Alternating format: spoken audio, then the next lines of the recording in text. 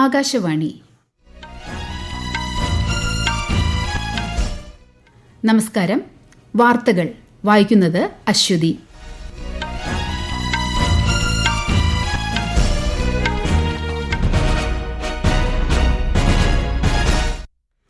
പ്രധാന വാർത്തകൾ. സുസ്ഥിര കൃഷിയും ഭക്ഷ്യസുരക്ഷയും പ്രോത്സാഹിപ്പിക്കുന്നതിന് PM രാഷ്ട്രീയ കൃഷി വികാസ് യോജന, കൃഷ്യോന്നതി യോജന പദ്ധതികൾക്ക് കേന്ദ്രമന്ത്രിസഭായോഗത്തിന്റെ അംഗീകാരം. ആഭ്യന്തര എണ്ണക്കുരു ഉൽപാദനത്തിൽ സ്വയം പര്യാപ്തത കൈവരിക്കുന്നത് ലക്ഷ്യമിട്ടുള്ള ദേശീയ ദൌത്യത്തിനും കേന്ദ്രമന്ത്രിസഭായോഗം അംഗീകാരം നൽകി. മറാഠി, പാലി, പ്രാകൃത്, അസമീസ്, ബംഗാളി ഭാഷകൾക്ക് ശ്രേഷ്ഠ ഭാഷാ പദവി നൽകാൻ കേന്ദ്ര അനുമതി. കൌടില്യ സാമ്പത്തിക സമ്മേളനത്തിന്റെ 3ാം പതിപ്പിനെ പ്രധാനമന്ത്രി നരേന്ദ്രമോദി ഇന്ന് ന്യൂഡൽഹിയിൽ അഭിസംബോധന ചെയ്യും. 15ാം കേരള നിയമസഭയുടെ 12ാം സമ്മേളനത്തിന് ഇന്ന് തുടക്കം. ഷാർജയിൽ നടക്കുന്ന ICC വനിതാ T20 ലോകകപ്പിൽ ഇന്ന് ഇന്ത്യ ന്യൂസിലാൻഡ് മത്സരം. വാർത്തകൾ വിശദമായി.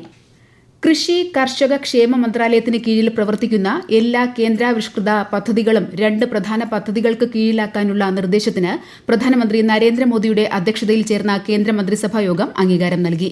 വിവിധ ആനുകൂല്യങ്ങളേകുന്ന പദ്ധതിയായ പ്രധാനമന്ത്രി രാഷ്ട്രീയ കൃഷി വികാസ് യോജന, കൃഷ്യോന്നതി യോജന എന്നിവയാണ് ഈ പദ്ധതികൾ. PMRKVY സുസ്ഥിര കൃഷിയെ പ്രോത്സാഹിപ്പിക്കുമ്പോൾ KY ഭക്ഷ്യസുരക്ഷയ്ക്കും കാർഷിക സ്വയം പര്യാപ്തതയ്ക്കും ഊന്നൽ നൽകുന്നു. ആകെ 1 ലക്ഷം കോടിയിലധികം രൂപ ചെലവിലാണ് ഈ 2 പദ്ധതികളും സംസ്ഥാന സർക്കാരുകൾ മുഖേന നടപ്പാക്കുന്നത്. റെയിൽവേ ജീവനക്കാർക്ക് 78 ദിവസത്തെ ഉൽപാദന ബന്ധിത ബോണസ് നൽകുന്നതിന് കേന്ദ്രമന്ത്രിസഭ അംഗീകാരം നൽകി. രാജ്യത്തെ 11,72,000-ലധികം ജീവനക്കാർക്ക് ഇതിന്റെ പ്രയോജനം ലഭിക്കും. 2,029 കോടി രൂപയാണ് ബോണസ് തുകയായി നൽകുന്നത്. റെയിൽവേയുടെ പ്രകടനം മെച്ചപ്പെടുത്തുന്നതിന് റെയിൽവേ ജീവനക്കാർക്കുള്ള പ്രോത്സാഹനമെന്ന നിലയിലാണ് ബോണസ് വിതരണം ചെയ്യുന്നതെന്ന് കേന്ദ്രമന്ത്രിസഭാ യോഗ തീരുമാനങ്ങൾ വിശദീകരിക്കവേ കേന്ദ്രമന്ത്രി അശ്വിനി വൈഷ്ണവ് പറഞ്ഞു. रेलवे एम्प्लॉयज के लिए प्रोडक्टिविटी लिंक बोनस 2029 करोड़ रुपए का प्रोडक्टिविटी लिंक बोनस माननीय प्रधानमंत्री जी की अध्यक्षता में कैबिनेट में अप्रूव हुआ है और ये रेलवे ने जो बहुत अच्छी परफॉर्मेंस की है उसके कारण ये संभव हो पाया है. इससे 11,72,240 एम्प्लॉयज को बेनिफिट होगा. ഓരോ വർഷവും ദസറ അവധിക്ക് മുമ്പാണ് അർഹരായ റെയിൽവേ ജീവനക്കാർക്കുള്ള PLB തുക നൽകുന്നത്. ഇതോടൊപ്പം പ്രധാന തുറമുഖങ്ങൾ, ഡോക്ക് ലേബർ ബോർഡ് ജീവനക്കാർക്കും തൊഴിലാളികൾക്കും നിലവിലുള്ള ഉൽപാദന ബന്ധിത പാരിതോഷിക പദ്ധതി പരിഷ്കരിക്കാനും മന്ത്രിസഭായോഗം അംഗീകാരം നൽകി. അന്താരാഷ്ട്ര ഊർജ്ജ കാര്യക്ഷമതാ ഹബ്ബിൽ അംഗമാകുന്നതിന് ഇന്ത്യയ്ക്ക് കേന്ദ്രമന്ത്രിസഭായോഗത്തിന്റെ അനുമതി. ഇതിനുള്ള ഉദ്ദേശ്യപത്രം ഒപ്പിടുന്നതിനാണ് ധാരണയായത്. ലോകമെമ്പാടും ഊർജ്ജ കാര്യക്ഷമത പ്രോത്സാഹിപ്പിക്കുന്നതിനായുള്ള ആഗോള വേദിയാണ് അന്താരാഷ്ട്ര ഊർജ്ജ കാര്യക്ഷമതാ ഹബ്ബ്. സുസ്ഥിര വികസനത്തിനായുള്ള ഇന്ത്യയുടെ ശ്രമങ്ങൾക്ക് ഇത് കരുത്തു പകരുമെന്നാണ് കണക്കാക്കുന്നത്. 16 രാജ്യങ്ങളാണ് നിലവിൽ ഹബ്ബിന്റെ ഭാഗമായിട്ടുള്ളത്. ആഭ്യന്തര എണ്ണക്കുരു ഉൽപാദനം വർദ്ധിപ്പിക്കുന്നതിനും ഭക്ഷ്യ എണ്ണകളിൽ സ്വയം പര്യാപ്തത കൈവരിക്കുന്നതിനും ലക്ഷ്യമിട്ടുള്ള ദേശീയ ദൌത്യത്തിന് കേന്ദ്രമന്ത്രിസഭായോഗം അംഗീകാരം നൽകി. പ്രാഥമിക എണ്ണക്കുരു ഉൽപാദനം 2022-23 39 ദശലക്ഷം ടണ്ണിൽ നിന്ന് 2030-31 ആകുമ്പോഴേക്കും 69.7 ദശലക്ഷം ടണ്ണായി ഉയർത്താനാണ് ദൌത്യം ലക്ഷ്യമിടുന്നതെന്ന് കേന്ദ്രമന്ത്രി അശ്വിനി വൈഷ്ണവ് പറഞ്ഞു. ആഭ്യന്തര എണ്ണക്കുരു ഉൽപാദനം ഗണ്യമായി വർദ്ധിപ്പിക്കുക, ഭക്ഷ്യ എണ്ണകളിൽ സ്വയം ആശ്രയിക്കുക, അതുവഴി ഇറക്കുമതി ആശ്രിതത്വം കുറയ്ക്കുക, കർഷകരുടെ വരുമാനം വർദ്ധിപ്പിക്കുന്നതിനൊപ്പം വിദേശ നാണ്യം സംരക്ഷിക്കുക എന്നിവയാണ് മിഷൻ ലക്ഷ്യമിടുന്നതെന്ന് കേന്ദ്രമന്ത്രി ന്യൂഡൽഹിയിൽ പറഞ്ഞു. മറാഠി, പാലി, പ്രാകൃത്, അസമീസ്, ബംഗാളി ഭാഷകൾക്ക് ശ്രേഷ്ഠ ഭാഷാ പദവി നൽകുന്നതിന് കേന്ദ്രമന്ത്രിസഭായോഗം അംഗീകാരം നൽകിയതായി കേന്ദ്രമന്ത്രി അശ്വിനി വൈഷ്ണവ് അറിയിച്ചു. 5 languages मराठी, पाली, प्राकृत, असमीज और बंगाली, इन 5 लैंग्वेजेस को क्लासिकल लैंग्वेजेस का दर्जा दिया गया है.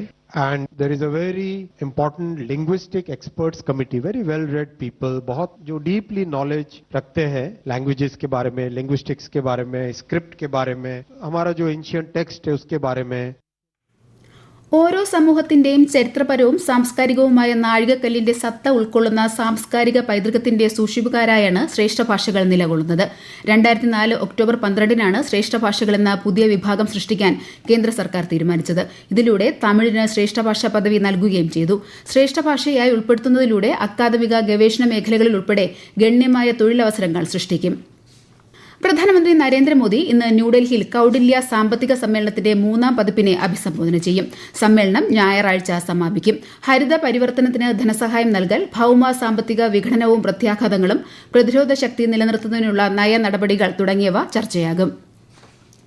15ാം കേരള നിയമസഭയുടെ 12ാം സമ്മേളനത്തിന് ഇന്ന് തുടക്കമാകും.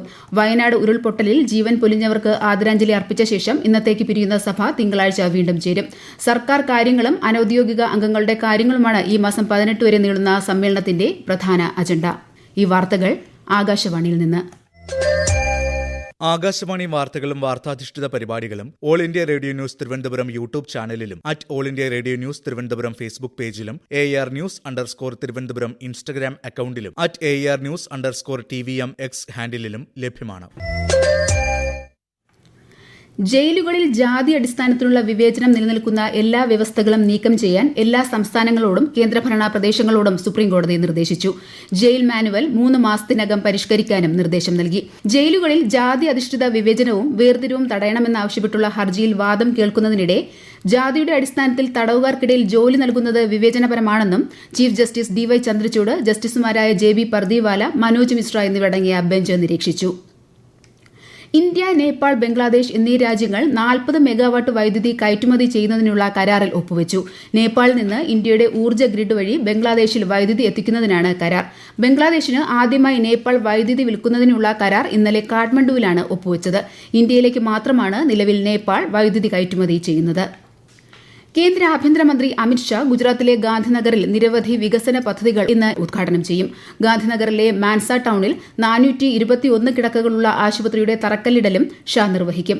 ADC ബാങ്കിന്റെ 100ാം വാർഷികത്തോടനുബന്ധിച്ച് മഹാത്മാ മന്ദിറിൽ നടക്കുന്ന പരിപാടിയിലും ശ്രീ ഷാ പങ്കെടുക്കും. ഹരിയാനയിൽ നാളെ നടക്കുന്ന നിയമസഭാ തെരഞ്ഞെടുപ്പിനുള്ള എല്ലാ സജ്ജീകരണങ്ങളും പൂർത്തിയായതായി Haryana chief electoral officer Pankaj Agarwal പറഞ്ഞു. 90 അംഗ നിയമസഭയിലേക്ക് ഒറ്റഘട്ടമായാണ് തെരഞ്ഞെടുപ്പ് നടക്കുക. 930 പുരുഷന്മാരും 101 സ്ത്രീകളും ഉൾപ്പെടെ 1031 സ്ഥാനാർത്ഥികളാണ് മത്സര രംഗത്തുള്ളത്. രാവിലെ 7 മണിക്ക് ആരംഭിക്കുന്ന പോളിംഗ് വൈകിട്ട് 6 അവസാനിക്കും. ഷാർജയിൽ നടക്കുന്ന ICC വനിതാ 2020 ലോകകപ്പിൽ ഇന്ന് ഇന്ത്യ ന്യൂസിലൻഡ് മത്സരം. ഇന്നലെ നടന്ന ഉദ്ഘാടന മത്സരത്തിൽ ബംഗ്ലാദേശ് സ്കോട്ട്ലൻഡിനെ 16 റൺസിന് പരാജയപ്പെടുത്തി. മറ്റൊരു മത്സരത്തിൽ പാകിസ്ഥാൻ ശ്രീലങ്കയെ 31 റൺസിന് പരാജയപ്പെടുത്തി. ISL ഫുട്ബോളിൽ ഇന്നലെ നടന്ന കേരള ബ്ലാസ്റ്റേഴ്സ് ഒഡീഷ മത്സരം സമനിലയിൽ അവസാനിച്ചു. 2 ഗോൾ നേടി മുന്നിൽ നിന്ന ബ്ലാസ്റ്റേഴ്സിനെ ആദ്യ പകുതിയിൽ തന്നെ ഒഡീഷ സമനിലയിൽ തളച്ചു. നാളെ നടക്കുന്ന മത്സരത്തിൽ ഹൈദരാബാദ് FC ചെന്നൈയിൻ FCയെ നേരിടും. ഗ്ലോബൽ ചെസ് ലീഗിന്റെ 2ാം പതിപ്പിന് ലണ്ടനിൽ തുടക്കമായി. ആദ്യ മത്സരത്തിൽ PBG അലാസ്കൻ നൈറ്റ്സ് നിലവിലെ ചാമ്പ്യന്മാരായ ത്രിവേണി കോർഡിനൽ കിങ്സിനെ 15-3 പരാജയപ്പെടുത്തി. 5 തവണ ലോക ചാമ്പ്യനും നിലവിലെ ലോക 1-ാം നമ്പർ താരവുമായ മാഗ്നസ് കാൾസനും മുൻ ലോക ചാമ്പ്യൻ വിശ്വനാഥ് ആനന്ദും തമ്മിൽ നടന്ന മത്സരം സമനിലയിലായി. അർജുൻ എറിഗൈസി, R പ്രജ്ഞാനന്ദനും തമ്മിൽ നടന്ന വാശിയേറിയ മത്സരവും സമനിലയിൽ പിരിഞ്ഞു. ഈ മാസം 12-ന് അവസാനിക്കുന്ന ചെസ് ടൂർണമെന്റിൽ 6 ടീമുകളാണ് മത്സരിക്കുന്നത്. കേരളത്തിൽ നവരാത്രി ആഘോഷങ്ങൾക്ക് ഇന്ന് തുടക്കം. തിരുവനന്തപുരത്ത് നവരാത്രി വിഗ്രഹങ്ങൾക്ക് ഇന്നലെ വരവേൽപ്പ് നൽകിയതോടെ തലസ്ഥാന നഗരിയിലെ നവരാത്രി ആഘോഷങ്ങൾക്ക് തുടക്കമായി. 2ാം ദസറ എന്നറിയപ്പെടുന്ന കണ്ണൂരിലെ നവരാത്രി ആഘോഷങ്ങളും ഈ മാസം 12 വരെ വിപുലമായ സാംസ്കാരിക പരിപാടികളോടെ സംഘടിപ്പിക്കും. നേപ്പാളിൽ കനത്ത മഴയെ തുടർന്നുണ്ടായ മണ്ണിടിച്ചിലിലും വെള്ളപ്പൊക്കത്തിലും മരിച്ചവരുടെ എണ്ണം 236ആയി. 19 പേരെ കാണാതാവുകയും 173 പേർക്ക് പരിക്കേൽക്കുകയും ചെയ്തു. ഇതുവരെ 4000-ലധികം ദുരിതബാധിതരെ രക്ഷപ്പെടുത്തിയെന്നും തിരച്ചിലും രക്ഷാപ്രവർത്തനവും തുടരുമെന്നും നേപ്പാൾ പ്രധാനമന്ത്രി KP ശർമ്മ ഒലി വാർത്താസമ്മേളനത്തിൽ പറഞ്ഞു. 236 പേരുടെ മരണത്തിനിടയാക്കിയ വൻ ദുരന്തത്തിൽ പ്രധാനമന്ത്രി നരേന്ദ്രമോദി നേപ്പാളിനോട് ഐക്യദാർഢ്യം അറിയിച്ചു. ലെബനൻ തലസ്ഥാനമായ സെൻട്രൽ ബെയ്റൂട്ടിൽ ഇസ്രായേൽ നടത്തിയ ആക്രമണത്തിൽ 9 പേർ കൊല്ലപ്പെട്ടു. എന്നാൽ കഴിഞ്ഞ ദിവസം ലെബനൻ സൈന്യം ഇസ്രായേൽ സൈനികർക്ക് നേരെ വെടിയുതിർത്തു. വെടിവയ്പിൽ 2 ലെബനീസ് സൈനികർ കൊല്ലപ്പെട്ടു. അതിനിടെ ഇറാൻ അടുത്തിടെ ഇസ്രായേൽ കേന്ദ്രങ്ങളിൽ നടത്തിയ മിസൈൽ ആക്രമണത്തെ തുടർന്ന് തിരിച്ചടി നൽകുമെന്ന ഇസ്രായേലിന്റെ പ്രതികരണത്തിന്റെ പശ്ചാത്തലത്തിൽ US പ്രസിഡന്റ് ജോ ബൈഡൻ നയതന്ത്ര ഉദ്യോഗസ്ഥരുമായി ചർച്ച നടത്തി. 56 വർഷം മുൻപ് ഹിമാചൽ പ്രദേശിലെ റോത്താങ് പാസിൽ വിമാന അപകടത്തിൽ മരണമടഞ്ഞ സൈനികൻ തോമസ് ചെറിയന്റെ സംസ്കാരം ഔദ്യോഗിക ബഹുമതികളോടെ ഇന്ന് നടക്കും. ഇന്ന് ഉച്ചയ്ക്ക് 2-ന് Pathanamthitta Elanthoor Karoor Saint Peter's Orthodox വലിയ പള്ളിയിലാണ് സംസ്കാരം.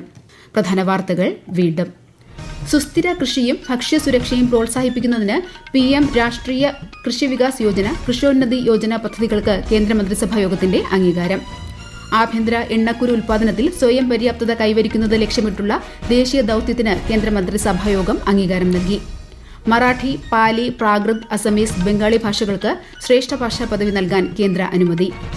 കൌടില്യ സാമ്പത്തിക സമ്മേളനത്തിന്റെ 3ാം പതിപ്പിനെ പ്രധാനമന്ത്രി നരേന്ദ്രമോദി ഇന്ന് ന്യൂഡൽഹിയിൽ അഭിസംബോധന ചെയ്യും. 15ാം കേരള നിയമസഭയുടെ 12ാം സമ്മേളനത്തിന് ഇന്ന് തുടക്കം. ഷാർജയിൽ നടക്കുന്ന ICC വനിതാ 2020 ലോകകപ്പിൽ ഇന്ന് ഇന്ത്യ ന്യൂസിലാൻഡ് മത്സരം. വാർത്തകൾ കഴിഞ്ഞു. അടുത്ത വാർത്താ പ്രക്ഷേപണം ഉച്ചയ്ക്ക് 12:30.